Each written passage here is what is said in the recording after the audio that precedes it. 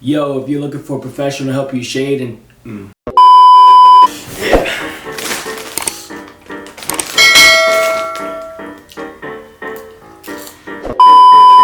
Yo, if you're looking for a professional to show you how to shade graphite and charcoal like a pro, look no further. I got you right here. Take it to the bank. I said it first. Here you go. Whoa.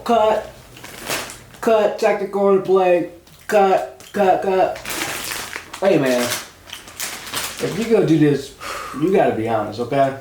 None of this lying for the views, none of that. Tell them the truth, okay? Tell them the truth. Okay. Okay, you ready? I got you.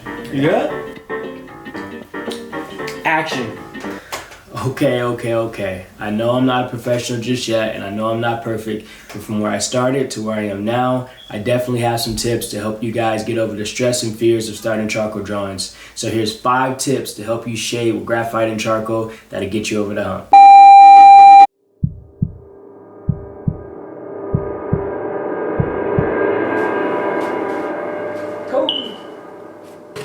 For my first tip, that's gonna be don't be afraid. And I was so afraid and so timid to actually put medium down on the paper. My finished product looked dull, uninteresting. It had the depth. It didn't have those things that make your drawing look realistic. I started to notice some of these great artists that I follow for inspiration, and I just noticed that they were free when they weren't afraid to push the limits and go in, and they weren't afraid to mess up like I have been. And over the years, my drawings have gotten better because I've been less afraid and more aggressive when it comes to putting down graphite.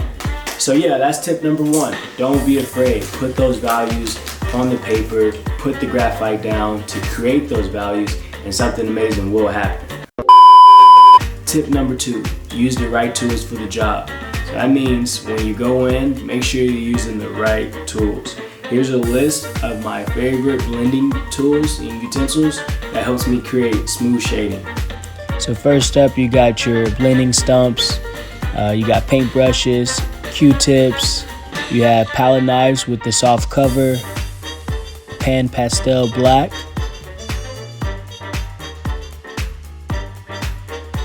you got your graphite and charcoal powder. You have your graphite and charcoal pencils that you can use to get value as well. And then to bring back some of those colors, you have your kneaded eraser, pencil erasers, regular erasers, and gel pens. Okay, and for tip number 3. I got number 3.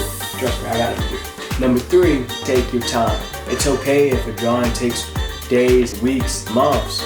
Some drawings take years. Take your time. There's no rush. Just a second. Alright. Back on you. You're good. Go. Now. Thank you.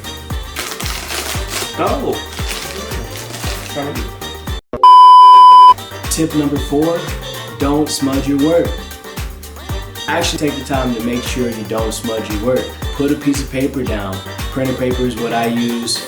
That way you can rest your hand while you're working so you don't smudge what you've already done. Move in a direction so you're not smudging. Start from if you're right-handed, start from the top left and work your way right and then down. That's the best way to make sure you don't smudge.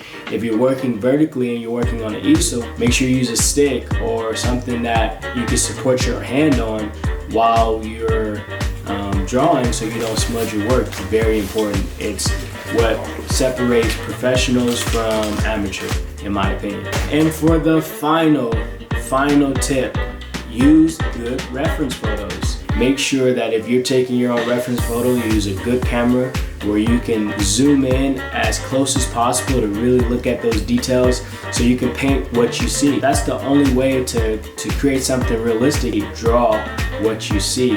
And if it's not right in that one section, don't move on until that section is correct. So that's 5 tips to help you improve your graphite and charcoal shading. If you guys want to see more of this content, let me know. Drop a like, comment. Don't forget to subscribe and hit the bell button. We appreciate you guys. Stay tuned for the next video.